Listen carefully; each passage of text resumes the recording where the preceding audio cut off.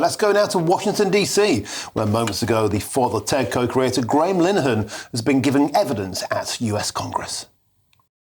My name is Graham Linehan. I spent 30 years writing comedy for British television.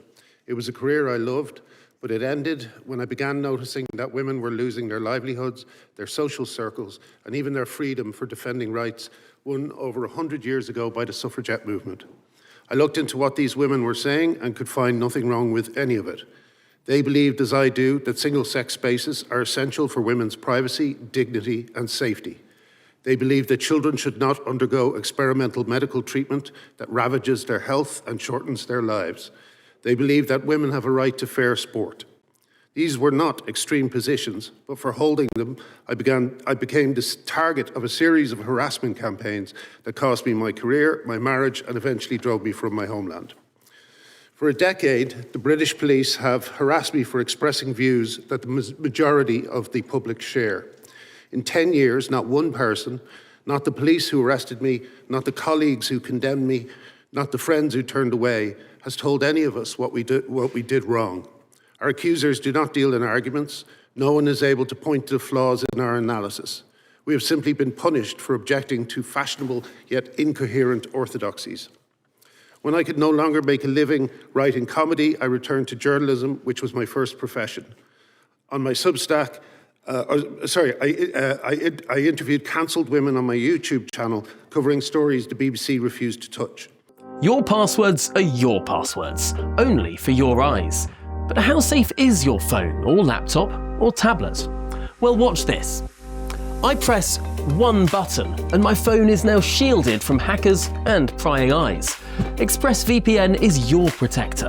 Yes, you can protect all your passwords fast across multiple devices with ExpressVPN.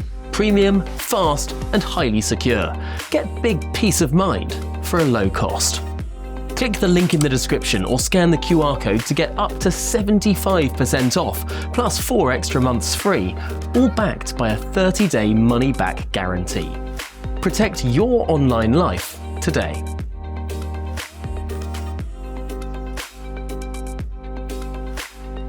On my Substack, my colleague published a weekly roundup of outrages. We called it the War on Women. We were never at a loss for stories.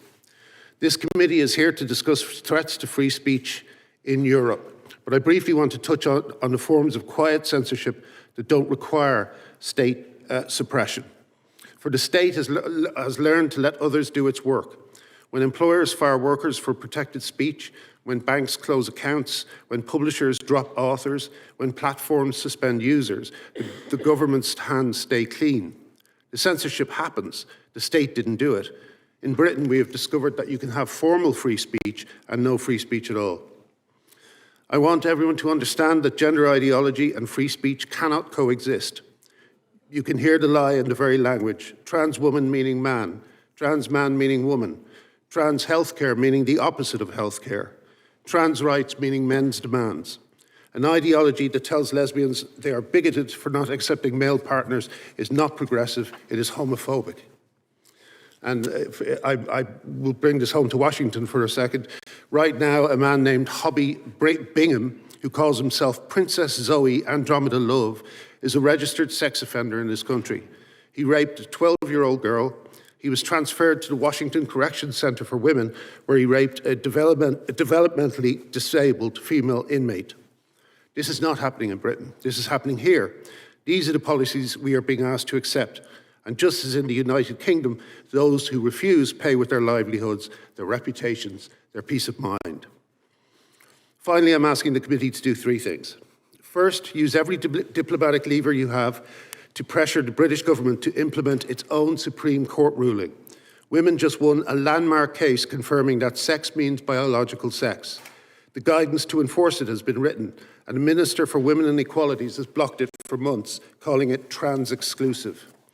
If the British government can ignore its own Supreme Court to appease gender activists, so can yours. Please make it clear that America is watching. Second, put pressure on the Irish government to reopen a conversation it never had. In 2015, while Irish people were celebrating their vote for marriage equality, the Gender Recognition Act was quietly passed. No public consultation, no referendum, no women's rights organisations consulted. The public did not know what they were signing up for. They do now. The consequences are visible across Irish life. Men in women's prisons, men in women's sport, children taught lies in their schools. Ireland is my country of birth. Its women and girls deserve the debate that they were denied. Third, recognise that free speech is not preserved simply by declining to arrest people. People from all walks of life are being silenced by the institutions that licence and employ them. We need new whistleblower protections for the digital age. If government will not defend dissenters from institutional retaliation and mob rule, then what is the First Amendment for? That's not an abstract question. The women who lost their careers, the children who lost their health, the athletes who lost fair competition, they did not have a voice in the decisions that failed them. I am asking you to give them one. Thank you. Thank you, Mr. Linehan. Doctor, you're now recognized for 5 minutes. OK, that was Graham Linehan there speaking at US Congress, of course, back in September. Nigel Farage was at the same committee being spoken to again about free speech, or perhaps lack of it, in Britain. Nigel Nelson, clearly this is about the fact that Britain keeps getting singled out by the United States for its freedom of speech, the perception that it's being eroded. J.D. Vance blasted in Munich into our situation, and just earlier this week, a top member of Team Trump slammed Britain's copycat censorship laws and warned of a direct threat to free speech, and Sir Keir Starmer was name-checked in that.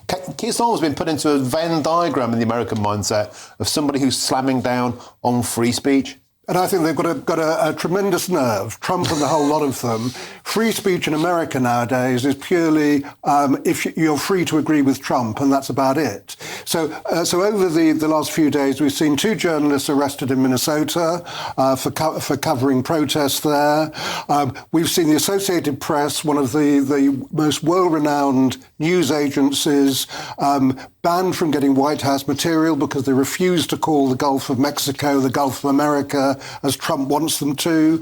We've seen protesters arrested. This is not the home of free speech in America. And the kind of things that are happening here pale into insignificance compared to what Trump is doing over there. I wonder if that's true. How many people are jailed in America for tweets?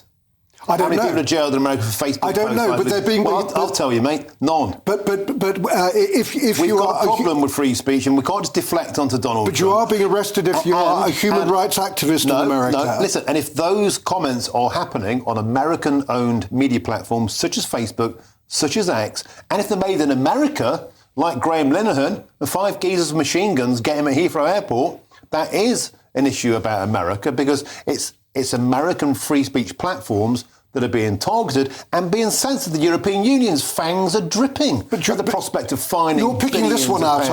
And that's precisely why this is pushing back here, because American platforms can be used even out of the country. But you're picking examples out there. I gave you some other examples. My argument is that America is clamping down on free speech, full stop.